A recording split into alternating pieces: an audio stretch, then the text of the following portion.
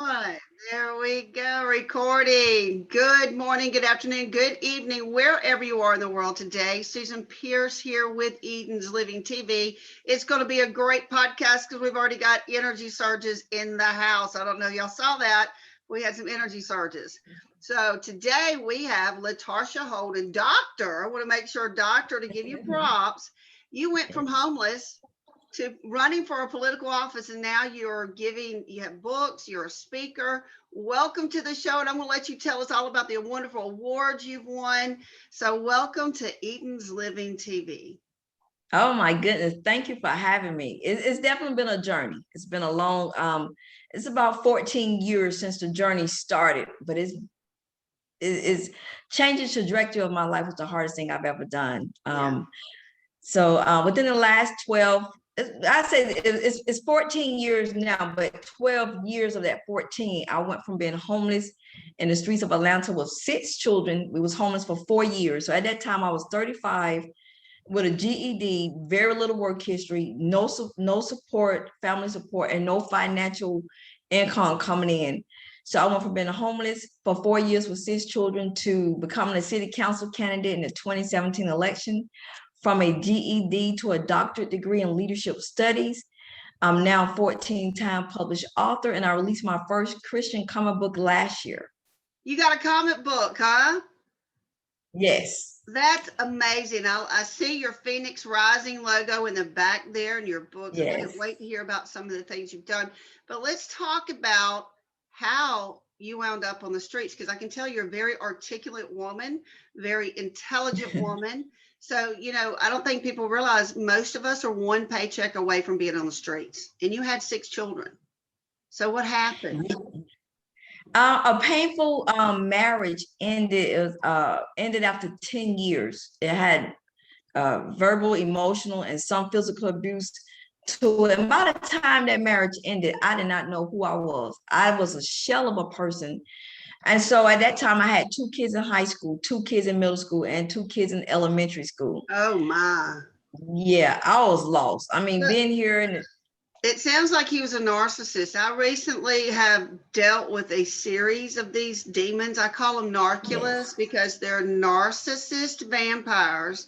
They come and they first love bomb you, and then they start, cutting you down. And then they start verbally attacking you, calling you names, and they're living a double life, but they're going to accuse you of what they're doing.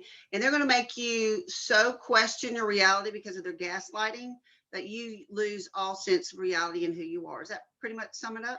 That sums it up. That sums it up. And I didn't understand. I didn't understand what was going on and why it was going on. So when the marriage ended, like you said, I mean, I was just a shell of a person. Had God left it up to me, I probably would have went and hid in a corner somewhere.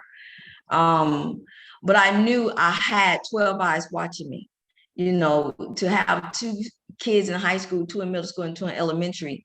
I had my thing at that time was, I mean, I'm a Black woman in a major city of Atlanta, homeless, 4 years with a GED, 35 years old. Your mindset is pretty much whatever it's going to be for the most part. But I knew I had 12 eyes watching me. I don't really know how to turn our situation around. I just knew I made a vow to myself that the streets was not going to raise my 6 children, nor the jails was going to house them.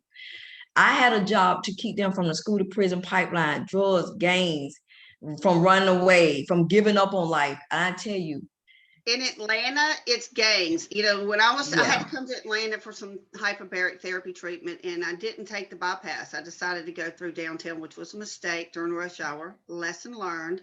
But as I was going over the overpass, I looked down, and I had someone with me. I had a client with me, and they're like, "That's a bridge with tents." I said, "Honey, those are homeless people. Those are Atlanteans that don't have anywhere to go." And people that don't understand the crime in Atlanta, we're talking about the crime that's equal to Chicago. Yes. We're talking about mafia, gangs, crime. So were you living in a tent? Were you living in an underpass? Were you in a shelter? That 4 years, oh my goodness. So we stayed sheltered, car, abandoned house. You squatted. Squatted. You were squatting. And for my audience that don't know what a squatter is, you find abandoned buildings and you squat. you bring in your food and your candles. I used to, you probably think I'm crazy, but when I was on drugs and I really thought I was trying to help people, I would go, really, I'm on drugs, but I'm trying to help sex trafficked women. Okay. Like whatever. But I'm down there and I decided to, because I come from money from Mississippi. I've never been homeless. I've never been around poverty. And I said I was going to stay the night on the street with these people. And we squatted. I've never been so scared and so stupid in my life. I will never do that again. But I got an experience of my life that I know I can survive. These people would sleep under the street, like the church stairwell, and just have newspapers, blankets. Yeah, yeah. It's and it was there in that board up home when we was living as squatters. I decided to go back to school. Here I dropped out in the 10th grade. I had 4 kids by the time I was 22. So I Wow. definitely wasn't somebody that was organized, I gave up on myself a long time ago. Can But I I ask enrolled if in you were you abused as a little girl? Because it sounds like a cycle's kind of, if you had so many children that young, were you trying to escape from a bad situation as a child? No, I wasn't sexually abused. I wasn't physically abused as a child. I was treated almost 3 girls. I was treated like the stepsister in the Cinderella story. So that threw me off. That's what got me off track. And So, all, but it was my real parents. It wasn't a stepdad or stepmom, right. but I was So treated like the stepsister so in the you were Cinderella story. probably co-independent little person, Yes, wanted to nurture everybody and everybody yes. scapegoat, and you got blamed for everything, and you just wanted to It, be loved, and so you it, took care of everybody, but you caught hell, didn't you? I call you. You summed it up. I mean, oh, and I did. And my love language when I got older, I'm realizing words of affirmation, and I'm an empath. So for me as a little kid to be treated like that, it just messed me up. And so that's how I got off track, and dropped out in the 10th grade. But yeah, I just enrolled in college in 2007 while we was living in that board up house as squatters. I did not know what that would look like. I didn't. How cold did it get? Because I remember when I wanted to be in the middle of winter. I wanted to experience being homeless for one night. And I let my hair get all greasy and I took all my fancy rings off because you can't go on the streets wearing jewelry. You'll get mugged. I've been mugged. What? I carried a little 380 in my fanny pack. And I remember I was helping some guys as I was going to my pain clinic. I would take clothes and food to the homeless because I felt so compelled to help them. And I had $40 in my pocket and they jumped me. They got the money, but if I had not had my Kel-Tec in my waistband, I would have died. I mean, I had to pull my weapon and go, you take one more step towards me and you're going to meet God. Do you understand me? And they went, oh, crap, Yeah. ran off. So people don't realize what you have lived through. It's hell, what you've lived through. It's hell. But you know what? I think outside of being homeless for 4 years, the mental shift was just as bad. Because a lot of people think change is easy. Why they just don't get off drugs, why they just don't stop drinking, why they just don't do. If having a mental shift was so easy, we'll all be doing what we feel that we want to do. To change my mindset from a poverty mindset, from somebody that's never had anything in life and was treated like couldn't do nothing right, that was probably just as hard than being homeless. The Well, you mental were shift programmed. You were programmed as a yes, little girl that you were not worthy, that you are not seen or yes, heard, that you are not loved. So you're like, probably carry shame, probably carry exactly. unworthiness. Because if you've ever lived in a homeless situation and been on drugs, people like you said, why don't they just stop drinking? Why don't they? I have right now, I'm working with someone that's just breaking my heart, is really taking a toll on me physically, but he's a vet and he has post-traumatic stress, but he saw his best friend step on a landmine and blow up in front of him. So he drinks because his anxiety is through the roof because his cortisol, he's in fight or flight constantly. And he's gone to Yes. VA, but all they want to do is give him drugs that make him psychotic. They don't want to help him. Yeah. So my heart goes out to you because I know if you've ever been on drugs or drinking, it's because you're numbing to deal with the stress of being on the street. Now, by the grace of God, I've never did drugs. I've never drunk. Never had a drink, never. And that was good. So here I am. I don't drink. I've never did drugs. I just was messed up. I just allowed people to really walk over me, tell me I was so mentally, my mind at an early age was just off track. But you just said something. I think the fight or flight, when you're in that mode for so long, I Survival. remember, yeah, I was in survival mode for so long that I remember that it started to wear on my mental health. And I remember walking to a hospital here in Riverdale, Georgia. And when I went to those glass doors, I told the lady at the desk, I said, ma'am, I can't do this anymore. She said, Mm. ma'am, are you saying you want to commit suicide? I said, yes, ma'am, I'm tired. Because as a pastor, I often pose the question, what happens when your struggle outlasts your strength? We Woo, all that's can, a good book title right there. yeah, because we all can go through something for a couple of days, weeks, months, but what happened when it become years? And they kept me for a week for observation. And on that floor, they had a padded room. I was not raised in the church. I didn't know nothing about God, but this is where God and I met. Oh, When they admit me into the hospital for that week, I asked the lady at the desk, I said, ma'am, can I go into that room? She said, ma'am, you're no threat to anybody. I said, I know, but I need to go in there. And they will allow me to go into that room once a day. I would drop down to my knees and I would cry out, God, are you there? Please help me. I'm scared and I'm lost. And I tell you, although my situation did not immediately turn around when they released me, I knew something was different. And before I knew it, I had matriculated through college with my associates, my bachelor's, my MBA. When wow. I got accepted into the PhD program for leadership studies, now I did want to bungee jump up to heaven and high five my man. Well, you deserve it. I mean, and the fact that you put yourself in a padded room to find God is so ironic and so beautiful at the same time. I mean, honestly, you're there as a, like, I don't want to live. I'm hopeless. I'm exhausted. I think people that don't understand post-traumatic stress, or when you're in a homeless situation or abusive situation, your body goes into fight or flight, like it's running or an imaginary lion. And when that cortisol level gets stuck, like in my case, I was sexually assaulted. It brought back childhood memories. For 5 years, I would wake up crying and shaking, literally saturated in sweat, having nightmares of the attack. My brain wasn't going to release it. So if you stay here for so long, and you Mhm. said what, 9 years you were on the street? 4. 4 years. So for 4 years, you didn't know where you were going to probably sleep or eat or your Yeah. children or clothes. And just to feel safe, it's so important just to feel safe in the world. You probably Yeah. never felt safe. There was not a safe N- place. I still don't have a safe place but Jesus. I had to learn my safe place was Jesus. But when you get stuck in that fight or flight, that cortisol starts, literally, it's great if you're running from a lion and you get away, but Yeah. when you get stuck, it starts eating body tissue. It starts affecting your hormones. So you don't eat or Mhm. sleep.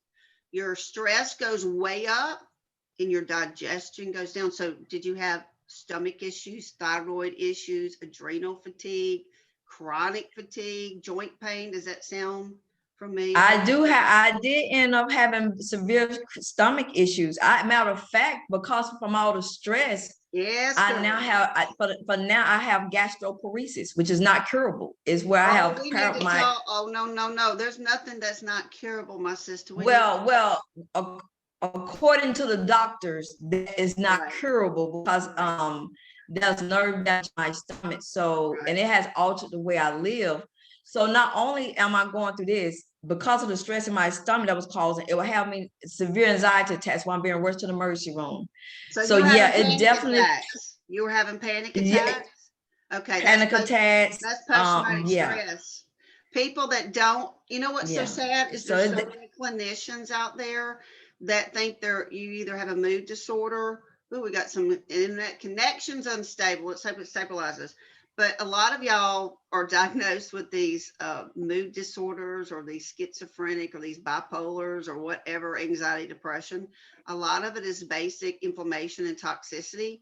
Your brain is inflamed, your cortisol is off, your body processes get off, you're having body systems that are not operating, and all the doctors want to do is drug you. yeah. Not get down to But why you're having panic attacks, not process the trauma. If you've never heard of ITR therapy saved my life. It's literally creating whatever traumas you have, writing a story with descriptive words and telling a story. So your brain is accessing the trauma, which is over here. You can go to talk therapy for 30 years. You're never going to access the trauma until you access it and process the trauma. Your subconscious is going to give you panic attacks because it knows something is triggering you, making you feel unsafe, and you might not even realize it, but your subconscious and your body knows. So he starts having panic attacks, and all they want to do is give you opiates, Xanax, and Klonopins, not find out why you're being triggered. yeah, well, that's what. Well, I never did get on anything because I'm not a pill person, but I never did get on anything. And not just saying if someone out there needed. For me, I just never got on it. Thank But God. they did. But Thank they God. did. Yeah, but they did get to the root of it when I went to gastric doctor, and that's when they started to see that I had gastroparesis, which is a paralyze of your nervous tract system in your stomach because of stress. Right. So you do end up start having, so if someone out there have stomach issues, a lot of that could be from stress that you're constantly in a, Unprocessed trauma. It's yes, energy yes, blockages. It's yes, literally you swallow when you don't feel seen or heard and you walk through trauma and you're like us little empaths. We swallow a lot yes, because we feel yeah, everybody. You yes. feel you. I felt you as soon as you came on the screen as an empath and went, "Wow, who is this?" I felt I felt your energy. I was like, "Wow, she Yeah, feels like your little antenna, like I am." yes, yes. And so, and you picking up, I mean, I could say from the first, this is probably, I've been on an interview around the world. This is the first time somebody's actually understanding what I'm saying, Right. and so it's kind of a relief for me, because a lot of people don't know. It's one thing, people might say, Dr. Holden, I was home, but I didn't have kids. So it's one thing when you're out there on the streets by yourself. But now I have 6 kids I got to keep from. I mean, school to prison, they could have easily felt to the wayside. But one thing I did to save my 6 children was I taught them the principles of servant leadership. I have the newspaper articles, and I came to my 6 kids about 14 years ago. I said, well, look, I don't have anything to give you guys materially. The only thing I have to give you guys is to show, at this time, I'm thinking legacy and suicide. I'm like, okay, if I leave here, I got to leave my kids for Yes. something. And so I gave my 6 children the only key that I possess, and I taught them how to serve at their lowest. Out of me teaching my 6 children the principles of servant leadership, they turned around and became servant leaders. My oldest son just turned 32 yesterday. He Happy served 10 and a half birthday. years in Happy the, birthday. yes, thank you. So he served 10 and a half years in the Marines. He just graduated from college Thank with his you, sir. associates. And you My have a other couple of my daughters in the military. I was like, dang, she raised 6 amazing people. And I saw in your little bio that you said you saved yourself through serving others. That's powerful. yes, yes. And Powerful. that's how yeah. That's the only thing I had to give my kids. So they're either military, retired military, entrepreneurs, medical field, EMTs, authors. And I even had the chance to see my 9-year-old grandson become a published author last year, right before Christmas. Oh, how neat. So now I'm learning, and I learned that as a generational curse breaker, you never know who's tied to you.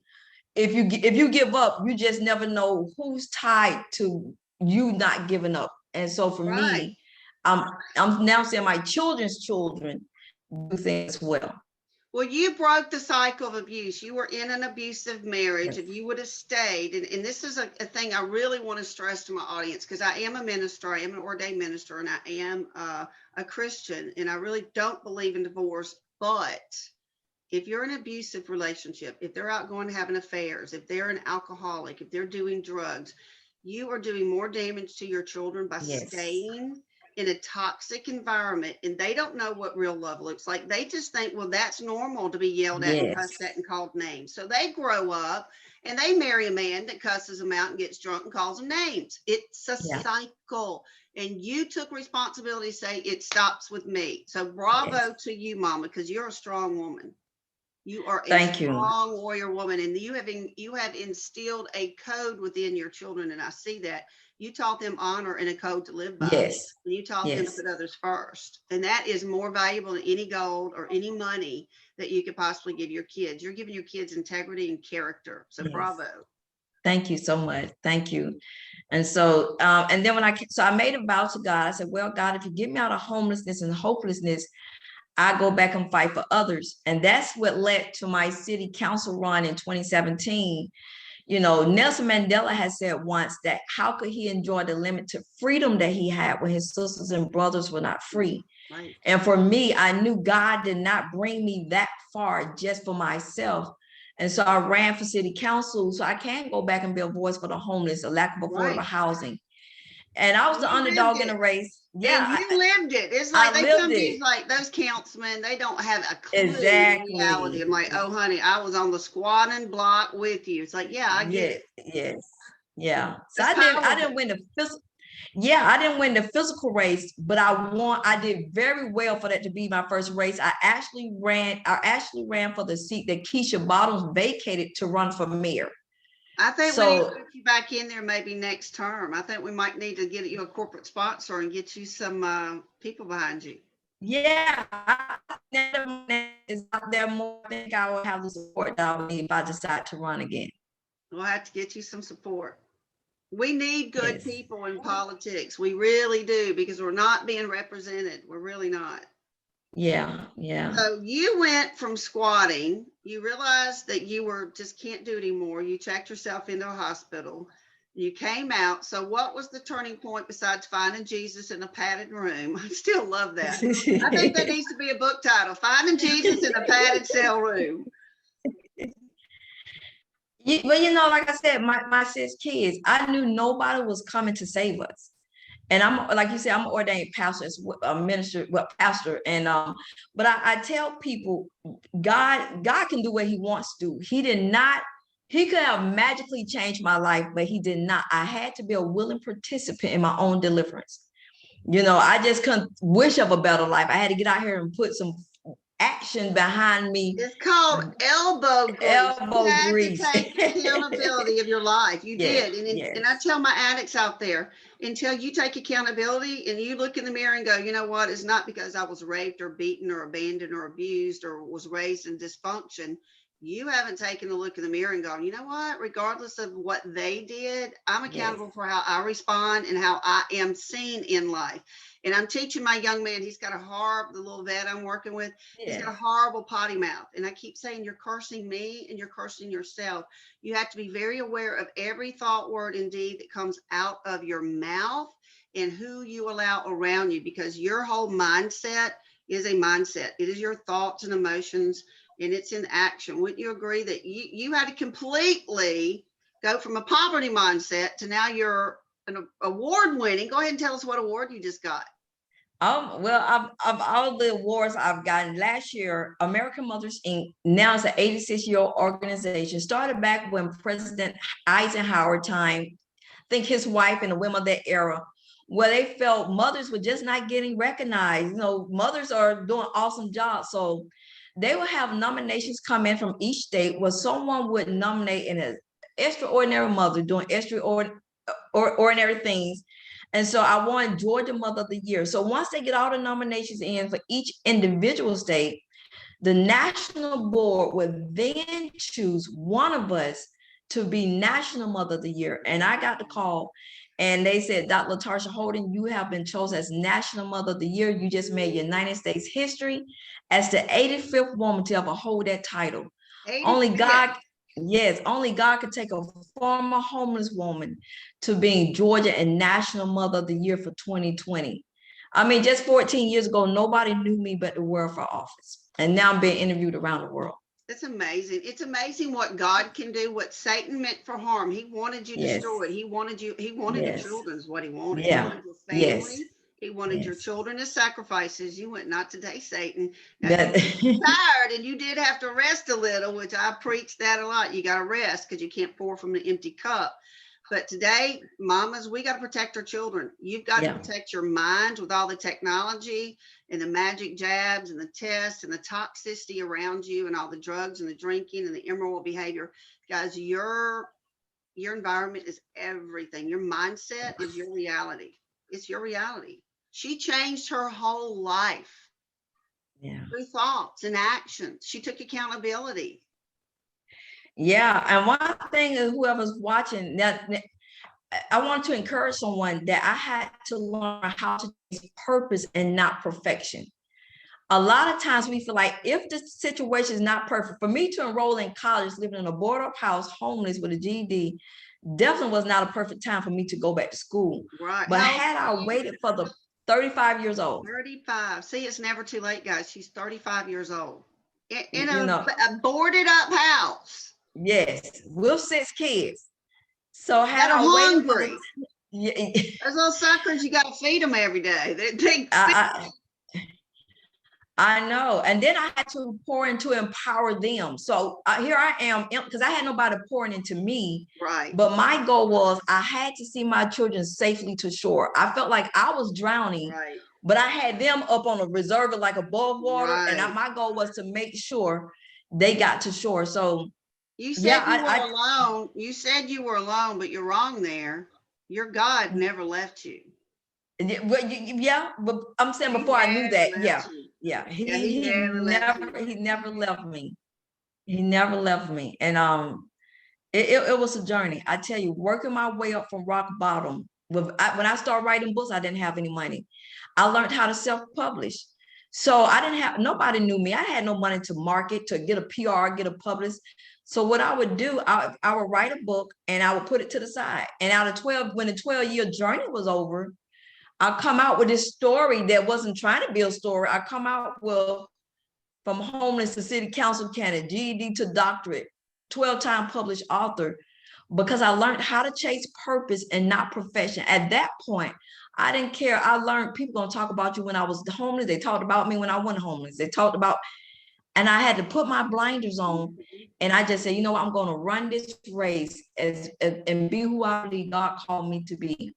And then that's how I just started to produce actual things in my life. And I just trusted God with the results. Because you were giving your gifts to God. That's when your life started changing, Yes, is when you started going, okay, yes. he put something inside of me, and Inside of he me. is Yeah, literally writing your story. And it's yes. beautiful because your book's not, you need a movie, but your book's not completed. You might have editions of books, sets of books. Yeah. Well, I'm hopefully, my thing is a lot of people are saying they would love to see my life story turned to a movie. God is bringing me before people. I just came back from California 3 weeks ago. A Hollywood producer reached out to me back in April and asked me to be a guest on To Tell the Truth with Anthony Anderson. So they Love flew it. me out there. And so anybody who's following me on social media, you will see when they let me know the show is going to air, I will let everybody know. But only God can take. I don't have a PR person. I don't have a publicist. I don't.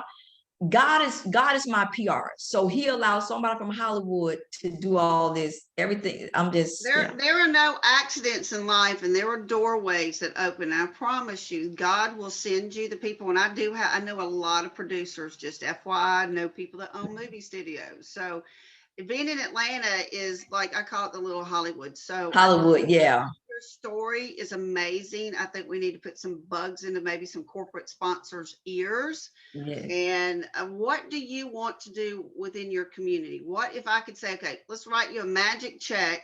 What would you turn around and do with that money? Let's pitch it right here for a sponsor listening.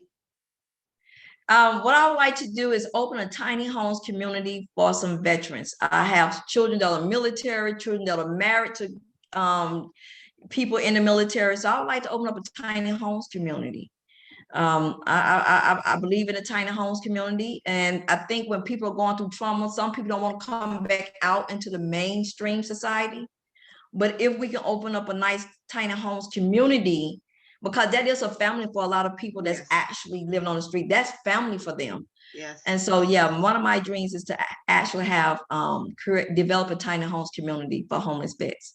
And this isolation of the coronavirus we've had, I really could see a lot of my addicts lost their sobriety. And I Yeah. could tell even people that were mentally healthy started getting depressed and anxious. They're like, we can't go to the gym. We can't go get a massage. We can't even hug someone.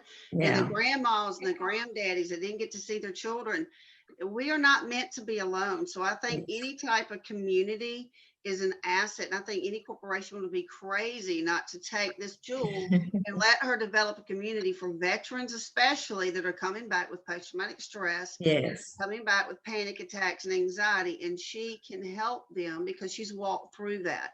And I would Yeah. like to offer my services coming in and teaching them on a nutritional level and detoxing how to maybe get aligned body, mind, and soul, because I also want a naturopathic clinic and community. So maybe we need to be working as a community. So I would Sounds love to good. offer my help to you.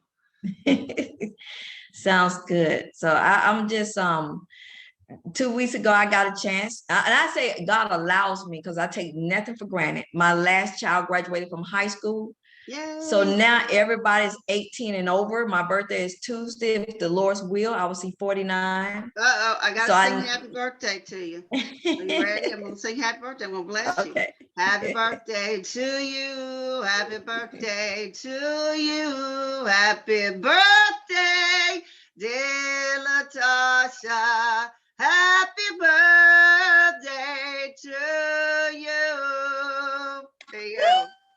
Thank you. Thank you. So yeah, so this is a second half now. I've done my job, got and I just released last about 6 months ago a mini parenting guide where I just share all of my books. So I have my life story, No Longer Lost. I wrote a mini parenting guide. I have 4 children's books. I have a book I just released about 6 months ago on leadership principles and the power of personal development. I have a 60-page training manual where I'm trying to get into different nonprofits where I come in and teach workshops and trainings. They help other people transform their mindset as well. And so my books are different genres. I guess about everything I've been through, I've just poured it out Right. in any way that I can reach and help somebody else. That's what I've done through my writings. We need to have you back and do a couple of podcasts of your books if we could just sit down and teach them leadership or teach them the things that you've done or the mindsets. I'd be love to have you maybe once a month come and just give us a lesson to the audience and people and then build you a following. So you got some, Sounds good. okay, you got some powerful. So we'll have you back. We'll schedule. I think I'm in July now, late July with podcasting being interviewed, but we'll get you back. Okay. Yeah. What would you like our audience to leave with? Because they've heard this amazing homeless to running for office. You have a doctorate. Your children are all grown. You succeeded in life. You've raised your Yes. children to be, leaders in the community. And they're educated and they're empowered and they serve people. So you taught them to be kind. I say you're successful. Thank you. Well, I would like to encourage whoever. Beyonce has a song, and I'm not a Beyonce fan, but it's a song, I Was Here. And the purpose of the song is when her time is here, the world would know she was here when her time is up. What are you doing to leave a legacy? A I lot of love it. times, a lot of times we don't think, people get off track because they think, well, if I'm not a singer or dancer or baller, what can I do? The things I told my 6 children, I don't care if you're the baker. You just be the best baker. If you, whatever it is, your gifts and talents, you use that to the glory of God and watch God, allow God to manifest and elevate you. I often tell people that I'd rather be elevated by God over man any day. When God elevates you, That will no, preach he right can, there. yeah. When God does it, nobody can say. I used to ask God, why you didn't allow my family members to help me? Why you allow? He said, because nobody would be able to say. Had it not been for them, she wouldn't be where she's at. Sometimes God's want to get all the glory in your life. That's why, so don't get discouraged when he cut family members off. Usually those are the people that I'm sorry to say, but he don't cut people off that are enemies. It be families and friends that he cuts off because wherever he's taking you, everybody can't go with you. Ooh, I was So just I about just to went, say, ooh, I was going to say, if he's elevating you, sometimes these people just can't go with you. They're they can't stuck go in their with you. mindset. It's not that they're bad Yes. people. Now, some of them are No. toxic. Come on, we're just going to be honest. Yes. And if they're toxic and you're trying to heal, they can't come with you. Yes. So don't They take can't come with the you. point. Yeah, the point I love that you said is that you said, I learned to not have validation from anybody around me. I put my Yes. blinders on and I got it from God. And that's the biggest tip I think we ought to drive home. Put your blinders on, give your gifts, and trust God. And look what He's done. You have been driven into some beautiful, beautiful sceneries. Thank you. And I'm glad you highlighted that, because I think at this point, I don't care who supports me. I came in this thing 14 years ago as Barney Fife, and I came out the storm now as The Rock. I I came smell what in. the Rock is cooking. Rock is cooking. I'm living for him all the way till he called me home. There's nothing. I want to encourage somebody. Don't allow the world. It's an illusion. We can't take nothing with us. This stuff is nothing wrong with having nice things. I want nice things, but the thing is not to let the things have you, to where you're not taking care of your body, you're not getting sleep, you're not enjoying the simple things in life. Just learn to take the time right now to smell the roses. Go to whatever it is. I don't know. I'm just so full, as y'all see. Man, don't let this world, don't try to, there's no competition when you are being authentically you. Nobody can beat you at you. That's where you find your peace. I want to leave you with that. Nobody can beat you when you are being authentically you. There's no competition. You are your biggest competition. There's only you. That's it. God gave you a unique, divinely precious gift in His image, and everybody's got a gift, and everybody has got a story. Thank you so much. Phoenix Rising, tell them how that they can get a hold of you for website, for speaking, for your books, all that kind of good stuff. And then I'm going to do a little promo here at the end. So take it away. Okay.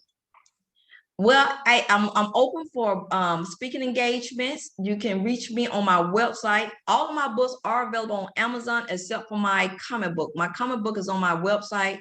So if you want an autographed copy of any of my books, you can order from my website. So you can go to www.Dr. Holden, that's Latarsha Holden, HOLDEN.info, INFO.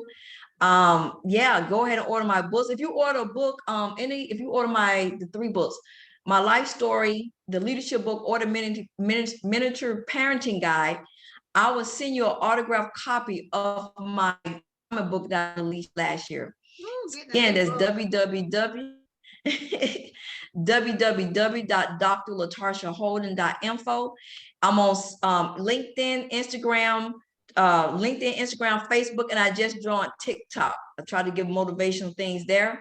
And you can reach me. You say, Doc, I need some empowerment coaching. You can either email me at latarshaholden@yahoo.com, or you can give us a call here at 404-838-9587. And I can pour in 838-9587, and let me walk with you on this journey. I love it. I love it. It's a beautiful journey at that. I want to thank EMF Solutions today for sponsoring the show. You have to worry about EMFs and electromagnetic frequencies. I bet you didn't know, Dr. Latarsha, that if you're trying to heal and your body's having to fight all the things, radiation, these phones can put off as much as 4,000 hertz. Anything over 25 is doing biological damage. So you have, especially me in the media world, I've got to protect myself. I got to protect my eyes. So I wear an armband. We have little personal cards you can put in your back pocket if you don't want to wear something to ground your body. We also have chips for the back of your phone. It's like a little magnetic that you put in the back of your phone. And for your routers in your house and smart meters, we also come in and put a router chip, or we put something on your smart meter box. You have to protect yourself from radiation, because it also can cause memory issues, fatigue. You can have joint pain. A lot of anxiety is people like we are empaths and we read energy. I make lights blink. I can't wear watches because I'll kill them.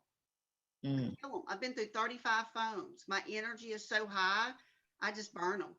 So I'm very, very sensitive to energy. So I have to ground myself.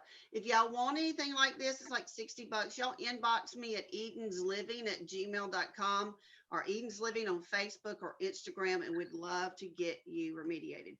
Dr. Latarsha Holden, thank you so much, my sister, my sister. It was wonderful. You're very powerful story, and I think you really should have a movie. Thank you for having me. And you're welcome here anytime. We'll get together and get you back on the calendar, teach some of your books that you've written. I think empowerment classes or just walking through mindset changes would be a really cool podcast. So, y'all, thank you so much for tuning in today. You can heal one bite, one step, one thought, one prayer at a time. Eden's Living TV, all things naturopathic. Y'all have a great day.